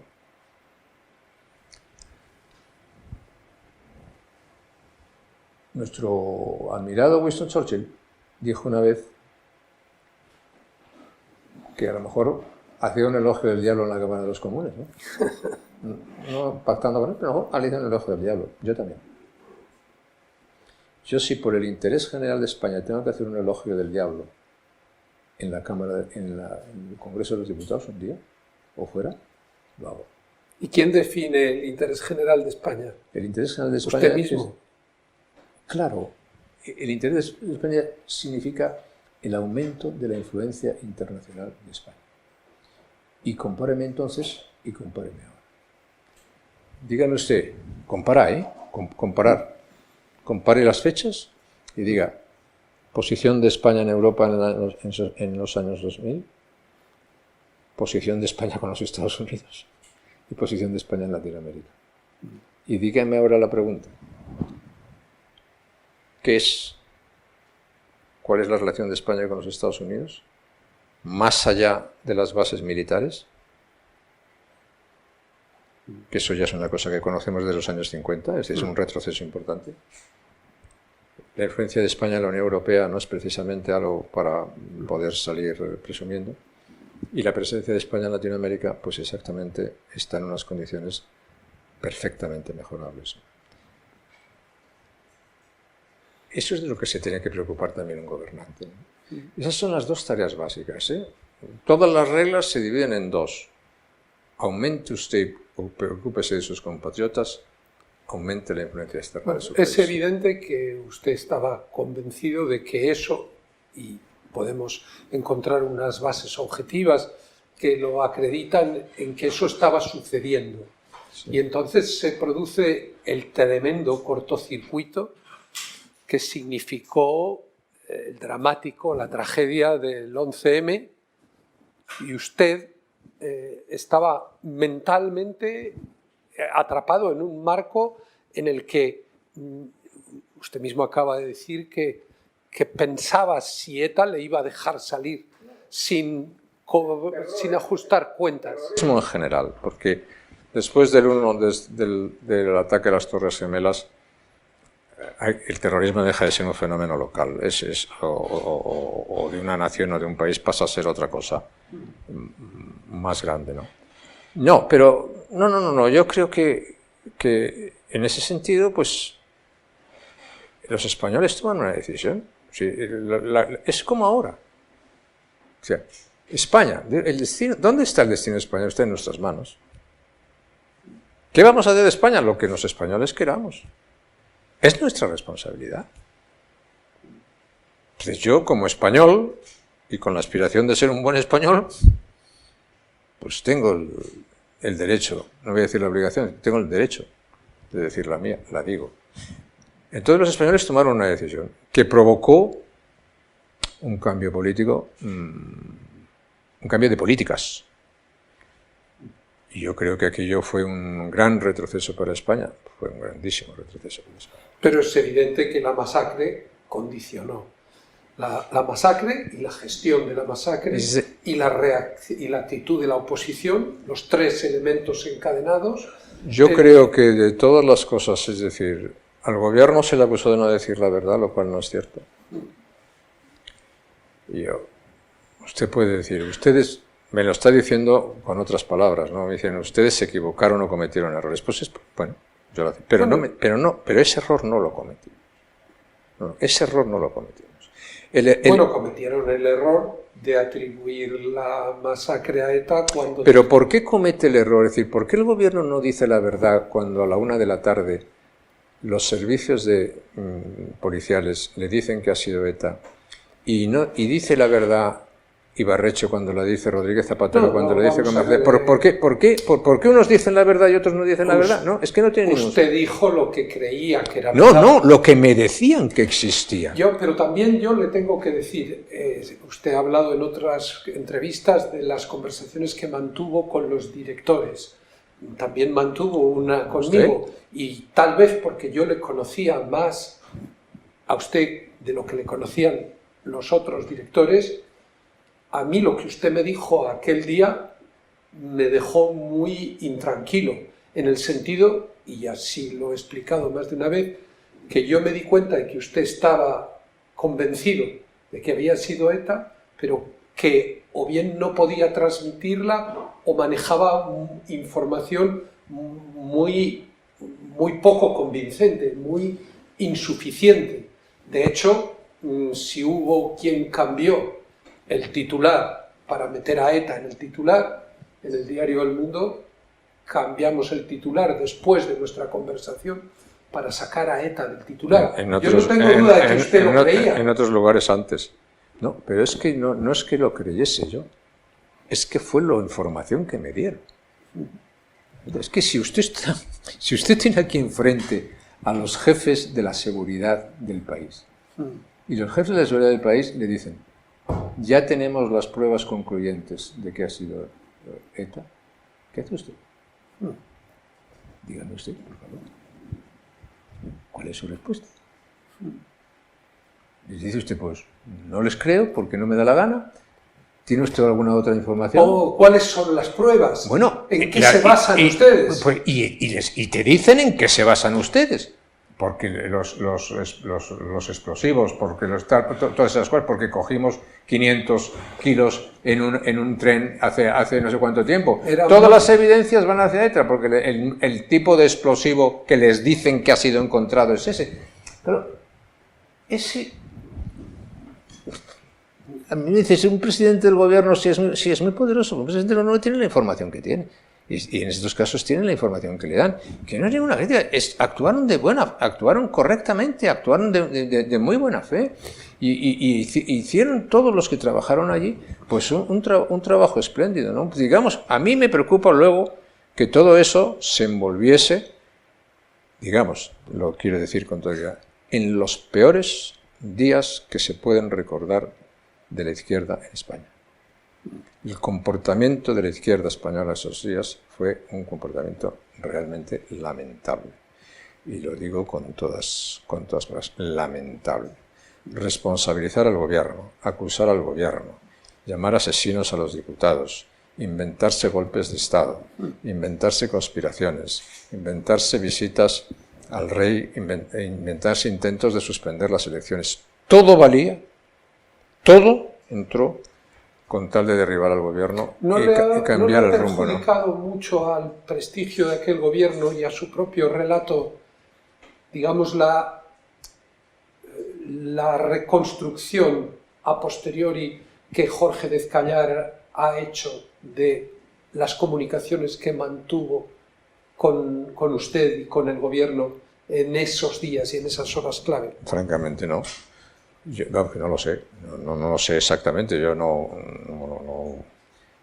introduzco ningún tipo de... Bueno, una y otra vez le preguntan si usted no tenía ya la información que el CNI dice que tenía. Y yo le digo que no. En el momento en que, o sea, yo le digo que las últimas horas en las que se seguía centrando ETA como la primera línea. Y yo le digo que no. De investigación. Yo de todas maneras... Le digo que no, porque es que el sábado 13 al mediodía, a mí me dicen 50. Sí, ya habían detenido. Sí. No, sería por lo tanto, yo no sé, ya me acuerdo, pero es lo que me dicen. Pero todo lo que pasó alrededor de eso, que sea un golpe de Estado, que sea aplazar las elecciones, a mí no se me pasó por la cabeza jamás aplazar las elecciones. Pero jamás. Todas esas cosas, eso fueron fake news, evidentemente. Pero era la ecuación de decir, todo vale ahora, todo lo tenemos que hacer para acabar con este gobierno. Y lo hicieron en un momento en el cual, pues, desgraciadamente, quiero decir, eso lo retiro. Yo no era candidato, quiero decir. Sí.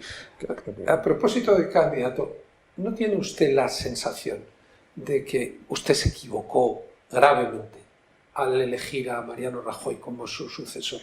Yo tengo la sensación de que en aquel momento, porque no vamos a hacer historia en aquel momento, pues era la mejor elección posible. de entre todos los dirigentes del Partido Popular. Es que entre todos los, yo no elegí entre todos los dirigentes. Usted eligió entre tres, ¿y por qué acotó a esos tres? Porque la vida no es perfecta, y entonces vamos a decirlo de esa manera. ¿Esa operación se había hecho alguna vez? No. ¿Usted puede criticar el modo de hacerla? Sí. Me critica el modo de hacerla, pero da la casualidad que es la única vez que se ha hecho. O sea, bueno.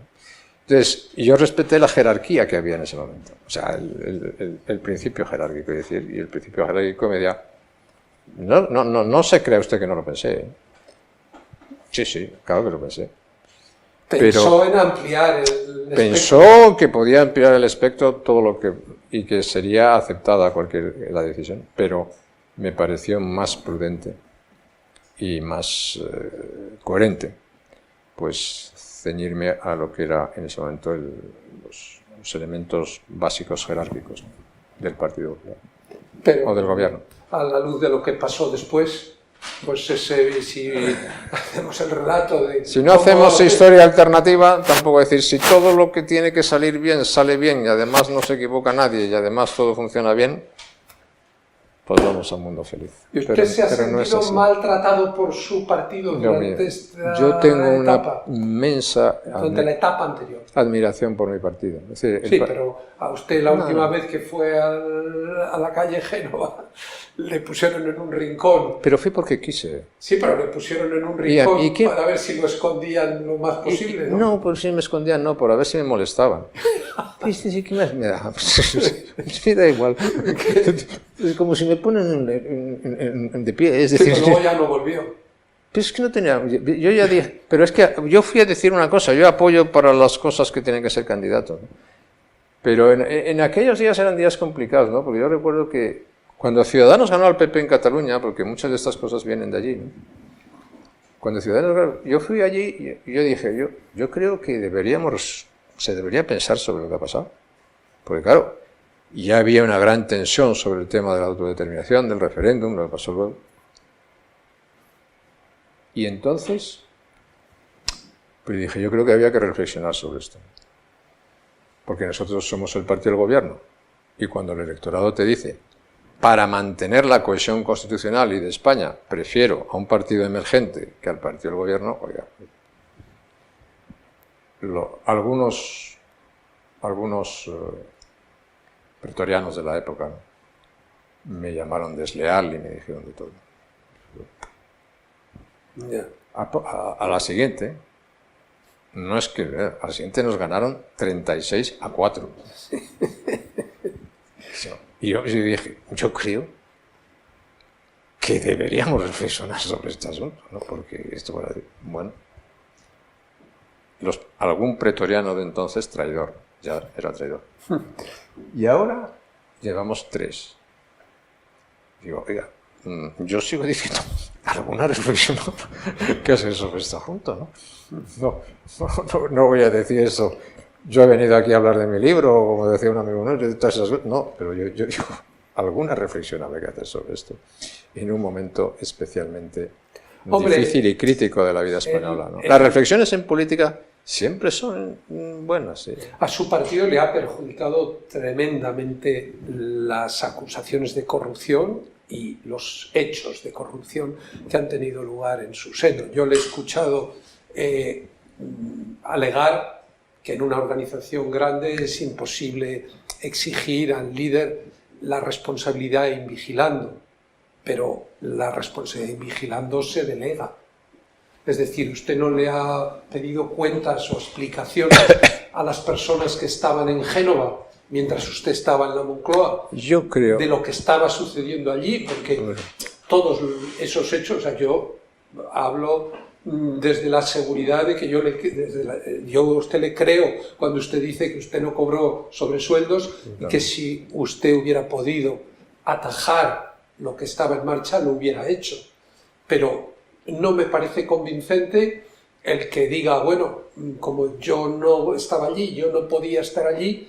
En todas las organizaciones hay unos mecanismos de responsabilidad en cascada. Sí, pero es que yo no conocía eso. pero alguien tenía que conocerlo. Sí, pero yo no... Sería Arenas, sería pero Ceres, yo no sería puedo, Cascos... Pero yo no puedo pedir responsabilidades o explicaciones a alguien por una cosa que no sé qué ocurre, que no sé qué si está ocurriendo o no está ocurriendo. Yo no le puedo pedir. Yo puedo pedir explicaciones sobre lo que sé que está ocurriendo, pero no sobre lo que no sé que está ocurriendo. Y entonces yo no puedo pedir esas explicaciones. Bueno, pero lo que yo sé... de los partidos políticos, acuérdese usted que el PP llegó no solo por los escándalos, con una propuesta atractiva, y no solo por los escándalos del crimen de Estado, sino porque había financiación ilegal en el Partido Socialista. Pedro, Vox...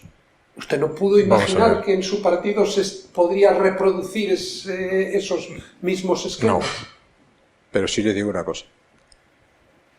Por problemas que haya habido, la segmentación del centro-derecha español no viene de ahí.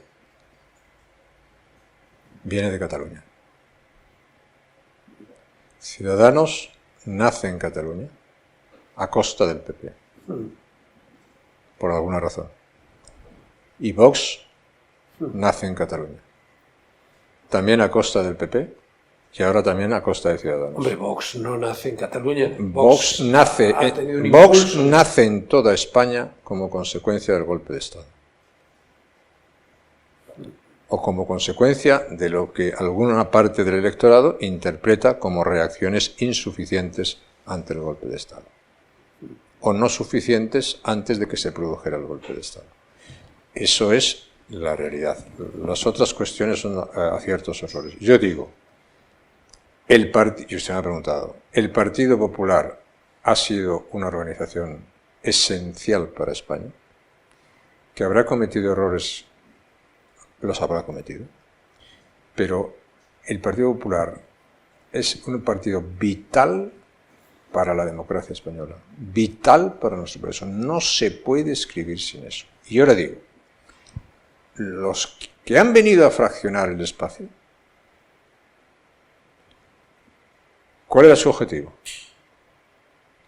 Su objetivo era supuestamente parar al separatismo y al nacionalismo. Bueno, pues hay más separatismo y más nacionalismo que nunca en España. Quiere decir que la influencia de esos partidos emergentes, supuestamente en la política española, yo no veo la ventaja por ningún sitio.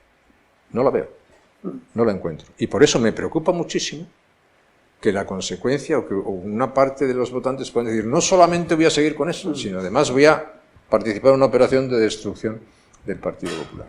De que eso no ocurra, lo que quiero decir es que depende muchísimo de los actuales dirigentes del Partido Popular. Si ellos transmiten esa certidumbre que hablábamos antes en términos clásicos, en los términos de Mommsen, eso se puede conseguir y se puede conseguir bien. Y el Partido Popular seguirá siendo una clave de la democracia española. No se puede explicar lo que ha pasado en España sin el Partido Popular. Que además de eso, le guste a algunos o no les guste, fue una referencia para Europa y América espectacular. Bien. Ahora uno de los pretextos, y ya estamos terminando, uno de los pretextos que están utilizando los que proyectan, los que desarrollan la disgregación de España, tanto desde el populismo de izquierdas como desde el populismo separatista, estriba en el comportamiento del anterior jefe del Estado, del rey emérito. Bueno, yo tuve la sensación durante los años en los que usted gobernó que sus relaciones eran institucionalmente correctas, buenas, pero que había un distanciamiento personal, que había un tipo de relación personal muy diferente del que el rey Juan Carlos había tenido con Felipe González.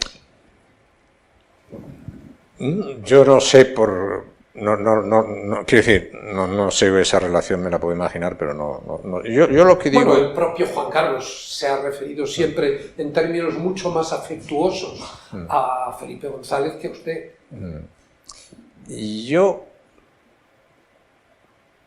es que yo no quiero sacar esa relación nunca de una marco institucional.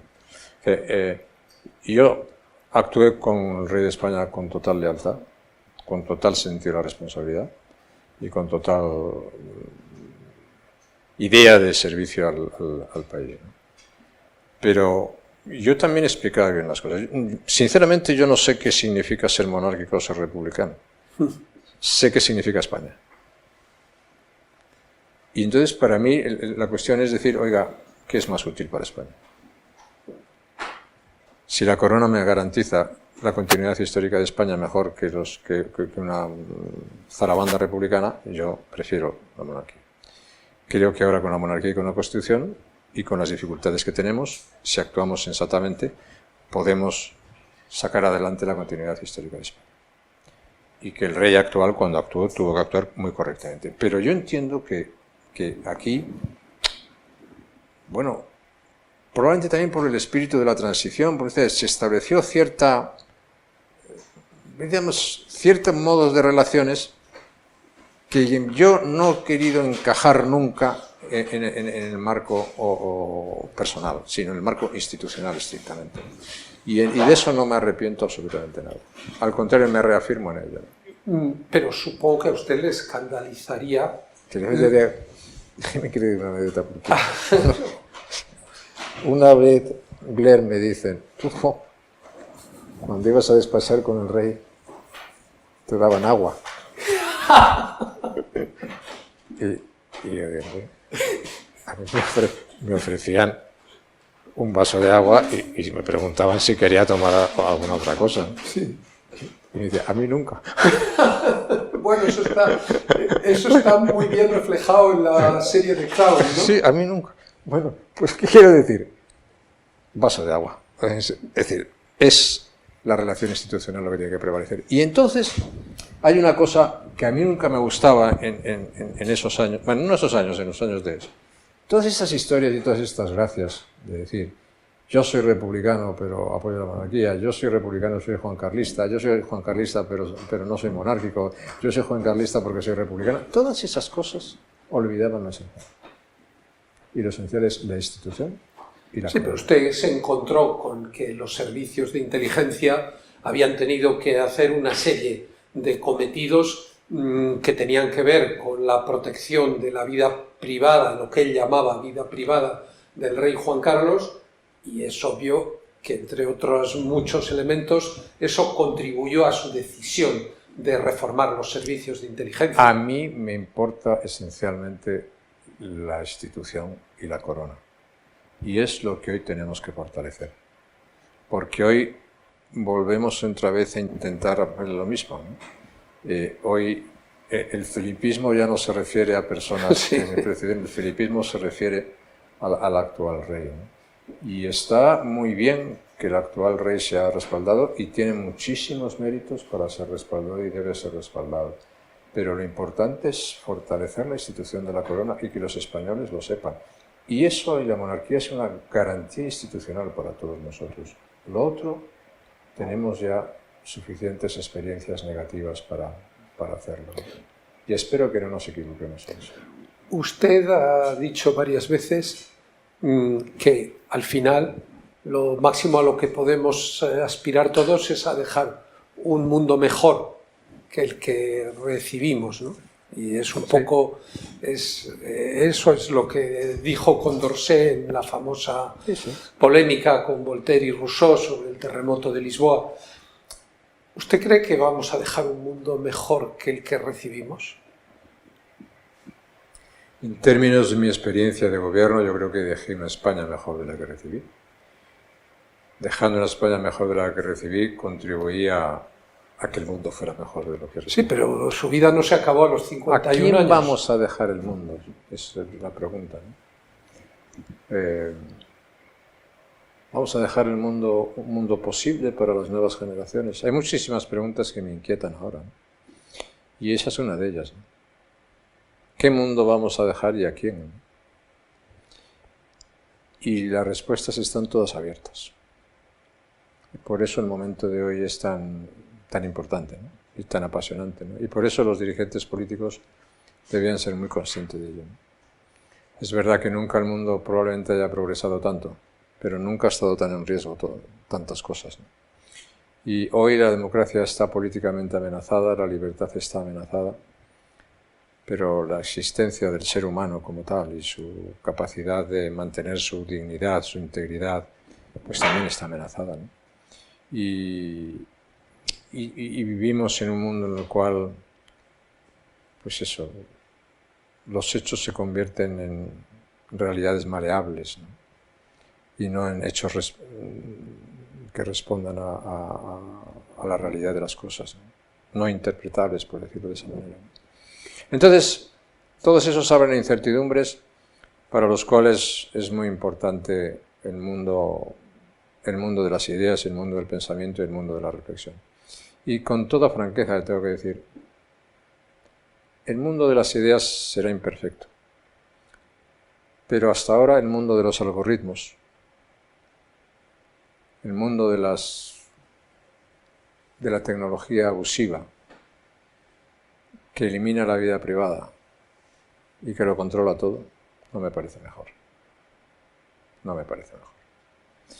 Pero tengo la esperanza de que eso lo podamos corregir. Muchas gracias. Muchas gracias.